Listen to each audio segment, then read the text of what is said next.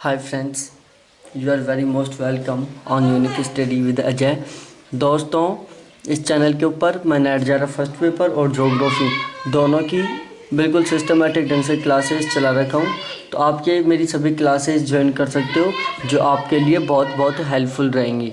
देखो, जो मेरा यूट्यूब चैनल है इसके ऊपर मैं साथ साथ रेगुलर इसी तरीके से रेगुलर प्रैक्टिस क्वेश्चन सॉल्व करवाता हूँ, जो फर्स्ट पेपर के भी और सेकंड पेपर के भी। जो सेकंड पेपर है वो मेरा है ज्योग्राफी। और इसके अलावा मैं एक व्हाट्सएप ग्रुप बना रखा हूँ नेट जेआरएफ के लिए, असिस्टेंट प्रोफेसर के एग्ज़ाम्स के लिए, वो कॉलेज लेक्चरर के एग्ज़ाम के लिए, वो फिर चाहे किसी भी स्टेट का हो। उसके कॉन्टैक्ट नंबर सामने है 7891350470। तो अब हम ये लास्ट में 0 लिखा हुआ है, 70 है, ये 70। तो अब हम बात करते हैं। इससे पहले मैं टोटल 4 प्रैक्टिस सेट करवा चुका हूँ जिनमें टोटल 35 क्वेश्चन हमारे कंप्लीट हो चुके हैं। नेक्स्ट प्रैक्टिस सेट है क्वेश्चन नंबर 36 का। कौन सबसे ज़्यादा CO2 गैस का ह्रास करता है? ऑप्शन ए है वन, ऑप्शन बी है महासागर, ऑप्शन सी है बर्फ की चादर और ऑप्शन डी है घास के मैदान।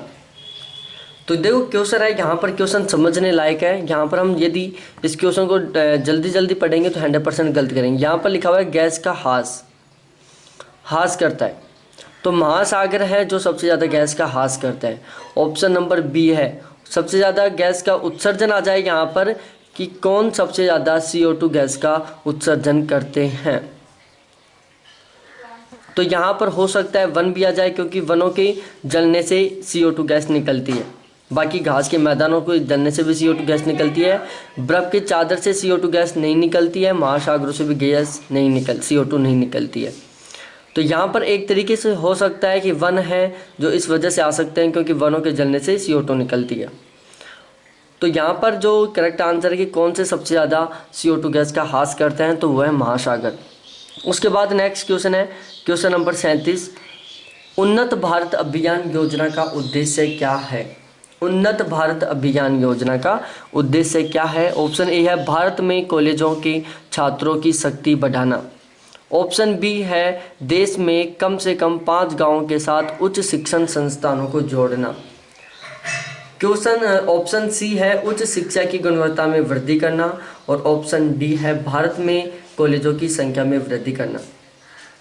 तो जो क्वेश्चन नंबर 37 है इसका जो करेक्ट आंसर है वो है देश में कम से कम 5 गांवों के साथ उच्च शिक्षण संस्थानों को जोड़ना। जो ऑप्शन बी है वो इसका बिल्कुल करेक्ट आंसर है।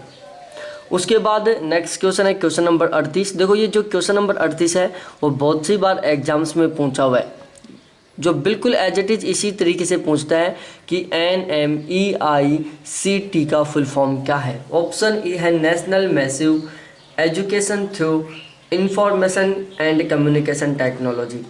ऑप्शन बी है national mission education through information communication and technology. Option C है national mission education information communication technology. और ऑप्शन डी है national mission education and information communication technology. तो जो ये क्वेश्चन है इसका करेक्ट आंसर है option number B, national mission education through information communication technology. उसके बाद क्वेश्चन नंबर 39 वह है कि स्वयं क्या है? SWAYAM स्वयं क्या है? ऑप्शन ए है एक सरकारी संस्थान है। ऑप्शन बी है शिक्षा के सिद्धांतों को प्राप्त करने के लिए डिजिटल कार्यक्रम है। ऑप्शन सी है ऑनलाइन प्लेटफॉर्म है। और ऑप्शन डी है एक ऑफलाइन प्लेटफॉर्म है। तो जो स्वयं है वो क्या है? स्वयं शिक्षा के सिद्धांतों को प्राप्त करने के लिए डिजिटल कार्यक्रम है, या फिर ऑनलाइन प्लेटफॉर्म है, या ऑफलाइन प्लेटफॉर्म है। तो जो क्वेश्चन नंबर 39 है उसका बिल्कुल करेक्ट आंसर है ऑप्शन नंबर सी, कि जो स्वयं है ये एक ऑनलाइन प्लेटफॉर्म है जहाँ पर सारा का सारा कंटेंट ऑनलाइन मिलता है। यही एक ऑनलाइन शिक्षण का प्लेटफॉर्म है जहाँ पर ऑनलाइन शिक्षा प्रोवाइड करवाई जाती है। उसके बाद नेक्स्ट है क्वेश्चन नंबर 40। किसी कंपनी के व्यवसाय का संचालन करने के लिए इलेक्ट्रॉनिक प्लेटफॉर्म के उपयोग को शामिल करने वाली टर्म को स्पष्ट कीजिए। ऑप्शन ए है ई बिजनेस, ऑप्शन बी है ई कॉमर्स, ऑप्शन सी है ई मार्केटिंग और ऑप्शन डी है ई गवर्नेंस। तो इसका जो करेक्ट आंसर होगा वो होगा ई बिजनेस। क्या है? ई बिजनेस। कि किसी कंपनी के व्यवसाय का संचालन करने के लिए इलेक्ट्रॉनिक प्लेटफॉर्म के उपयोग को शामिल करने वाली टर्म को स्पष्ट करो, तो वो है ई बिजनेस। उसके बाद नेक्स्ट है 41वां क्वेश्चन कि गैर मौखिक संचार अधिकतर होता है। ऑप्शन ए है यांत्रिक, बी है जैविक, सी है असंरचित और डी है संरचित। तो जो क्वेश्चन नंबर 41 है उसका बिल्कुल करेक्ट आंसर है असंरचित। क्या है? असंरचित है कि जो गैर मौखिक संचार होता है वो असंरचित होता है। कैसा होता है? असंरचित होता है। उसके बाद बिल्कुल इसी तरीके से हम कंटिन्यू रहते हैं। देखो आप इन क्वेश्चंस की पीडीएफ भी ले सकते हो, चाहो तो मेरे से मैं आपको यहाँ पर पीडीएफ भी प्रोवाइड करवा दूंगा। उसके बाद क्वेश्चन नंबर 42 है एक कक्षा शिक्षण के संदर्भ में गैर मौखिक संकेतों के रूप में स्माइल या फ्रांस का उपयोग किए जाने पर निम्नलिखित आधारभूत कार्यों में से कौन सा प्रदर्शित होता है? ऑप्शन ए है मौखिक संकेत कार्य के विपरीत, ऑप्शन बी है मौखिक क्यू फंक्शन को विनियमित करना, ऑप्शन सी है स्थापन कार्य और ऑप्शन डी है पूरक कार्य। तो जो क्वेश्चन नंबर 42 है इसका बिल्कुल करेक्ट आंसर होगा स्थापन कार्य। क्या है? स्थापन कार्य। जो ऑप्शन क्वेश्चन नंबर 42 है इसका जो ऑप्शन सी है स्थापन कार्य, ये बिल्कुल सही है। उसके बाद 43वां क्वेश्चन है यह तर्क जो दुनिया के बारे में तथ्यों का नया ज्ञान प्राप्त करने में सहायक होता है। ऑप्शन ए है चिंतनशील, बी है प्रेरक, सी है निगमनात्मक और डी है आगमनात्मक। तो जो क्वेश्चन नंबर 42 है वह है कि वह तर्क जो दुनिया के बारे में तथ्यों का नया ज्ञान प्राप्त करने में सहायक होगा, तो वो होता है प्रेरक।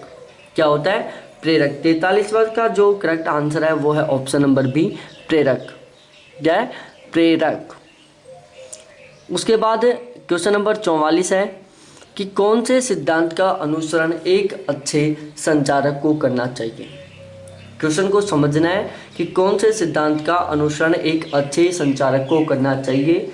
ऑप्शन ए है उसे संगठित रहना चाहिए, ऑप्शन बी है उसे दृश्यों के उपयोग से बचना चाहिए, ऑप्शन सी है वह सत्तावादी होना चाहिए, ऑप्शन डी है उसे माध्यम में समायोजित करना चाहिए और ऑप्शन ई है उसे कहानी कहने का अच्छा तरीका आना चाहिए। अब इनमें से आपको चूज करना है कि इसका करेक्ट आंसर क्या होगा। तो जो 44वां क्वेश्चन है उसका करेक्ट आंसर है ऑप्शन नंबर सी, जिसको हम ऑप्शन यहाँ पर 3 बोल रखे हैं कि यहाँ पर ए, डी और ई। देखो कौन सा सिद्धांत का अनुसरण एक अच्छे संचारक को करना चाहिए। पहला होता है उसे संगठित रहना चाहिए, दूसरा होता है उसे माध्यम में समायोजित करना चाहिए, उसे कहानी कहने का अच्छा तरीका आना चाहिए। उसके बाद 45वां क्वेश्चन है अनुसंधान डिजाइन जिसमें निरंतर आधार पर तथ्यात्मक जानकारी एकत्र करना आवश्यक है। यहाँ पर बिल्कुल डैश है, खालिस्तान है, यहाँ पर खालिस्तान है, ये रूप में वर्गीकृत किया गया है कि अनुसंधान डिजाइन जिसमें निरंतर आधार पर तथ्यात्मक जानकारी एकत्र करना आवश्यक है के रूप में वर्गीकृत किया गया है। ऑप्शन ए है longitudinal study design, option B है comer cross sectional studies design, option C है डबल कंट्रोल स्टडी डिजाइन और ऑप्शन डी है प्री और पोस्ट स्टडी डिजाइन। तो जो 45वां क्वेश्चन है उसका करेक्ट आंसर है longitudinal study design, option A. क्या है? ऑप्शन ए है लॉन्जिट्यूडिनल स्टडी डिजाइन। उसके बाद 46वां क्वेश्चन है कि फॉर्मेटिव मूल्यांकन का उद्देश्य क्या है। फॉर्मेटिव मूल्यांकन का उद्देश्य क्या है। ऑप्शन ए है छात्रों को अगली कक्षा में पदोन्नत करने के लिए, ऑप्शन बी है छात्रों की सीखने की क्षमता बढ़ाने के लिए, ऑप्शन सी है कक्षा में सहयोग बढ़ाने के लिए और ऑप्शन डी है सीखने की कठिनाइयों को समझने के लिए। तो जो 46वां क्वेश्चन है उसका करेक्ट आंसर होगा ऑप्शन नंबर बी, छात्रों की सीखने की क्षमता को बढ़ाने के लिए। छात्रों की सीखने की क्षमता के लिए। तो यहाँ पर हमारे टोटल 46 के साथ इसमें हमने टोटल आपको 11 क्वेश्चन सॉल्व करवाया है। हमारे किसी वीडियो में 10 क्वेश्चन रहते हैं, किसी में 11 होते हैं, किसी में 12 होते हैं, किसी में 15 होते हैं, लेकिन यहाँ पर हमने आपको 11 क्वेश्चन सॉल्व करवा दिया है। तो उसके बाद मैं 50 क्वेश्चनों का एक से अलग से सेट बनाऊंगा जो बिल्कुल पेपर से रिलेटेड होगा, बिल्कुल पेपर जैसा ही होगा। तो मेरे उस सेट को भी आप ज़रूर देखना।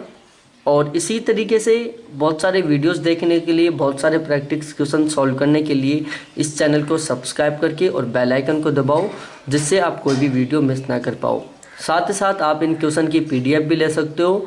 और इसके अलावा दिसंबर 2019 और जून 2019 में जो ऑनलाइन पेपर हुआ था नेट का, तो उसके जो फर्स्ट पेपर है उनकी आप PDF भी ले सकते हो। मेरे पास टोटल 25 PDF हिंदी मीडियम में है और 20 PDF इंग्लिश मीडियम में, तो आप चाहो तो उन PDF को ले सकते हो। फिर मिलते हैं हम नेक्स्ट वीडियो के साथ। थैंक्स देखने के लिए, बाय।